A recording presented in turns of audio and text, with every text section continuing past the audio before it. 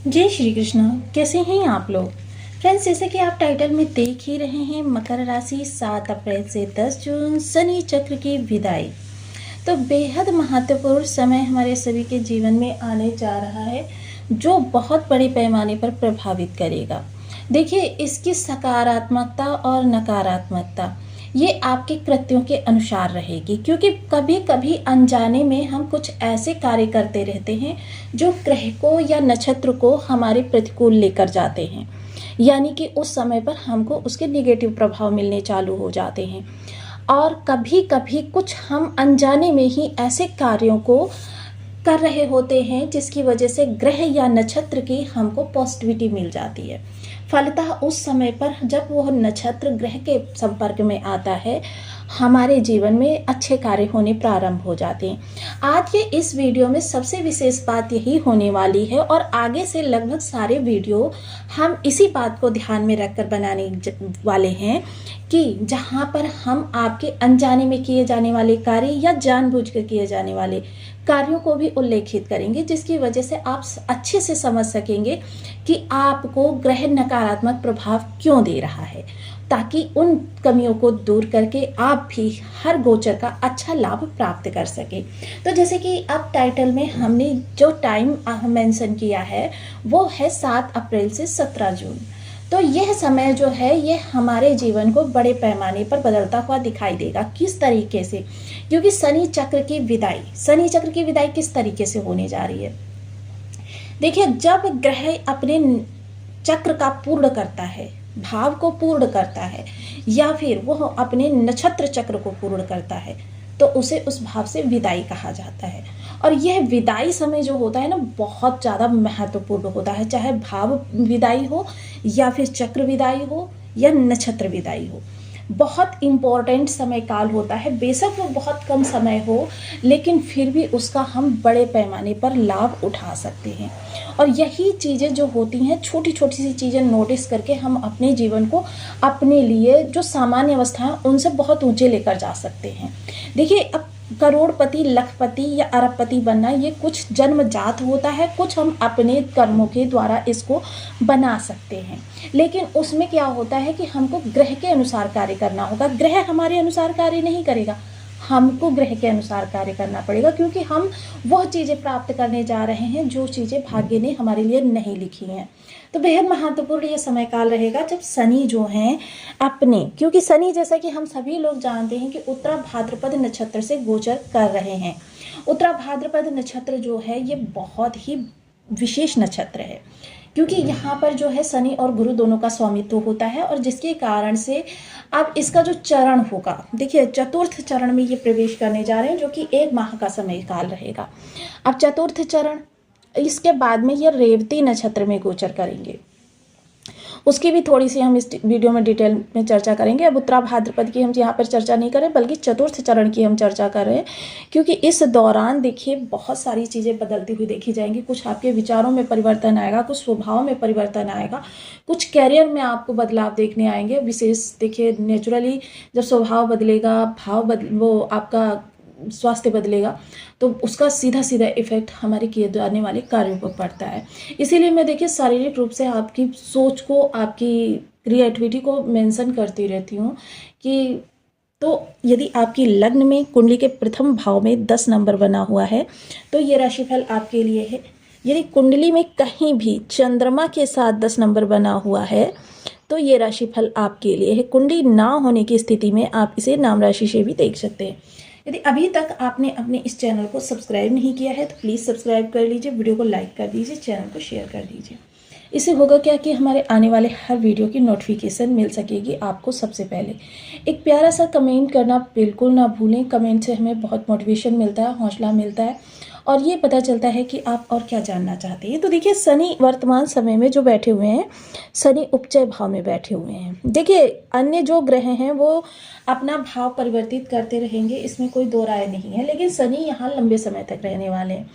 अब देखिए शनि जब यहाँ पर लंबे समय तक रहने वाले हैं, तो इसलिए शनि, क्योंकि आपके इस भाव और इस भाव का अगर कहीं से इफ़ेक्ट आपको अच्छा नहीं मिल रहा है, तो उस पर आपको शनि पर जोर देना चाहिए, क्योंकि यहाँ पर राशि आपके शुक्र बनी हुई है और लाभ में आपकी राशि मंगल की है, और मंगल का वर्तमान समय में शनि के साथ गोचर भी हो रहा है। चलिए इस चीज़ को हम नेक्स्ट किसी वीडियो में कवर करेंगे, लेकिन अभी हम जो कवर करते हैं वो शनि का चतुर्थ चरण जो होगा ये काफ़ी महत्वपूर्ण रहेगा हमारे जीवन में। इसमें गहरी अंतर्दृष्टि, रहस्यवाद और अनुसंधान में रुचि जागृत होती हुई देखी जाएगी। अब तृतीय भाव में है, ऐसे में अपने कार्यों से जुड़े हुए, जैसे अगर आप मेडिकल लाइन में हैं तो आप अपनी मेडिसिन्स में, अपनी जो सर्जरी वगैरह होती है उनके बारे में गहन अनुसंधान यदि करते हैं, या आप इंजीनियरिंग में हैं तो अपने कार्य से रिलेटेड कोई अनुसंधान करते हैं, आप फाइल बना रहे हैं, फाइल से रिलेटेड कुछ उसमें खोजबीन करते हैं,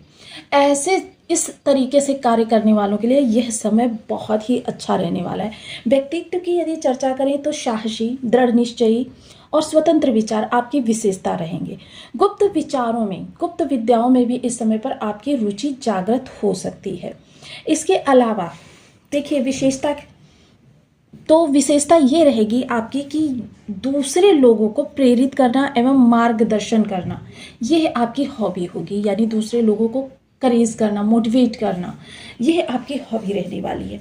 इसके अतिरिक्त अगर हम चर्चा करें तो करियर के लिए अनुसंधान और विज्ञान या चिकित्सा के क्षेत्र में सफलता, यानी हर दृष्टिकोण से यह जो नक्षत्र होगा, नवमांश होगा, यह आपको करेज करेगा खोजबीन के लिए, और खोजबीन करने वालों के लिए विशेषतः यह नक्षत्र बहुत महत्वपूर्ण अच्छा रिजल्ट देता हुआ देखा जाएगा।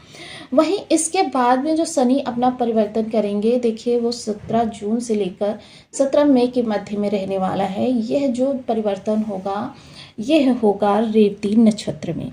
रेवती 27वां और अंतिम नक्षत्र माना जाता है और बहुत विशेष होता है, इतना शुभ नक्षत्र होता है कि इसमें देखिए विद्या आरंभ, विवाह, गृह प्रवेश, यात्रा, नए कार्यों की शुरुआत, ये सारी चीज़ें बखूबी बहुत अच्छा रिजल्ट करती हैं।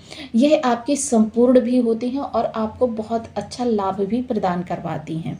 देखिए किसी भी कार्य को यदि हम शुभ समय में या सही समय जिसे कहा जाता है उस समय पर करें तो उसका रिजल्ट बहुत ही ज़्यादा, मतलब अन्य जैसे बिना देखे अगर आप कर लें, गलत समय पर कर लें तो पूर्णता में संदेह रहता है, लेकिन जब सही समय पर किया जाता है, शुभ नक्षत्र में किया जाता है, तो उसकी पूर्णता, बेशक आपको शुरुआत में कार्य डिफिकल्ट लगे लेकिन उनकी पूर्णता होती है और उसका लाभ भी आपको प्राप्त होता है।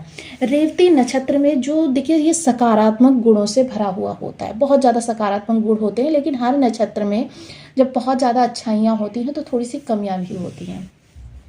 सकारात्मक गुण क्या है, इसमें ज़्यादा बुद्धिमान, उसकी क्रिएटिविटी बहुत निखरी हुई होती है, मिलनसार लोगों के साथ उसकी गुडविल बहुत अच्छी होती है और बहुत ही विनम्र होते हैं। ये समाज में बदलाव लाने वाली, यानी कोई चीज़ अगर उनको लग रही है इरिटेटिंग कि ये चीज़ जो है समाज के लिए गलत है, उसको चेंज करने में लग जाते हैं, बल्कि ये नहीं देखते हैं कि इसका इफ़ेक्ट उनकी लाइफ पर कैसा पड़ेगा, बल्कि वो इस कार्य की शुरुआत करने में लग जाते हैं। और देखिए चलते अकेले हैं लेकिन धीरे धीरे उनके पीछे कारवा लग जाता है।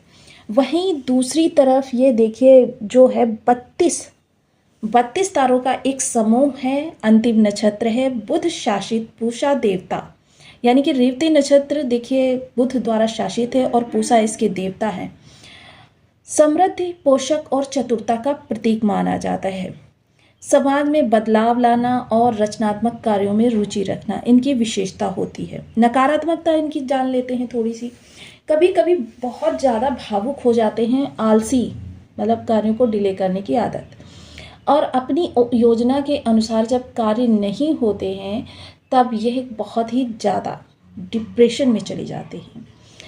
कैरियर, ये लोग कला, मीडिया, ज्योतिष, शिक्षा और विदेश में सफल होते हैं।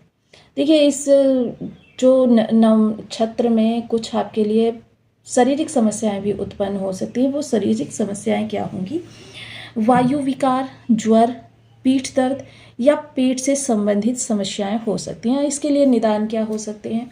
निदान आपके यही रह सकते हैं कि आपको फिट रहने के लिए योग और ध्यान को अपने जीवन में समाहित करना होगा। एक हैबिट बनानी होगी कि जिस तरीके से आप भोजन की हैबिट बनाते हैं उसी तरीके से योग और ध्यान ये आपको इस समय अपनी आदत में शुमार करने होंगे।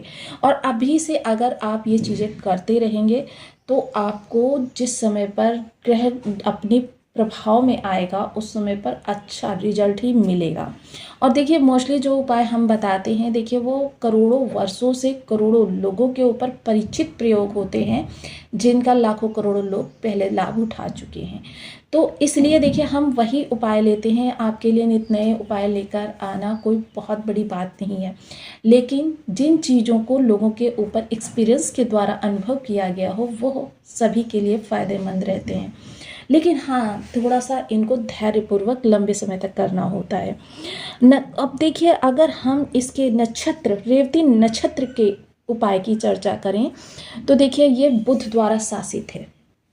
तो ऐसे में बुध के बीज मंत्रों का जप कर सकते हैं। ओम बूम बुद्धाय नमः। गणेश जी की पूजन किया जा सकता है। इसके अतिरिक्त आप 13 वर्ष से कम उम्र की कन्याओं को घर में भोजन करवा सकते हैं। भोज कोई भी ले सकते हैं। और अगर हरा कोई पदार्थ हो तो बहुत अच्छी, जैसे हरी मिठाई हो जाती है, आजकल कलर डालकर बहुत ज़्यादा अच्छी अच्छी मिठाइयाँ तैयार की जाती हैं, तो उनको आप यूज़ कर सकते हैं। 13 वर्ष से कम उम्र की कन्याओं को हरे रंग का उपहार दे सकते हैं। साथ ही साथ गणेश जी को 3 दुर्वा नित्य प्रति समर्पित कर सकते हैं। और इसके अलावा एक बहुत विशेष उपाय, महुआ के पेड़ की पूजा, ये करना प्रारंभ करें। बुधवार के दिन करें और अगर रेगुलर प्रत्येक बुधवार को कर सकते हैं तो बहुत अच्छा रिजल्ट आपको इस नक्षत्र में शनि देते हुए देखे जाएंगे। इसके अलावा देखिए जिन लोगों के लिए ये रेवती नक्षत्र या बुध निगेटिव प्रभाव दे रहे हों उनको देखिए, उनको जो है कांसे के बर्तन का दान करना चाहिए। कांसे के बर्तन का दान करना आपके बुध को अच्छा करता है, यानी बुध की निगेटिविटी को जो वो दान करेंगे निगेटिविटी चली जाएगी उसके स्थान पर, क्योंकि स्थान रिक्त नहीं रहता है किसी का भी हो, वो स्थान जो भरेगा वो बुध की पॉजिटिव एनर्जी से भरेगा, तो आपको बहुत अच्छे रिजल्ट मिलेंगे। इसका प्रथम चरण जो होगा वो धनु नवमांश से गोचर करता हुआ देखा जाएगा।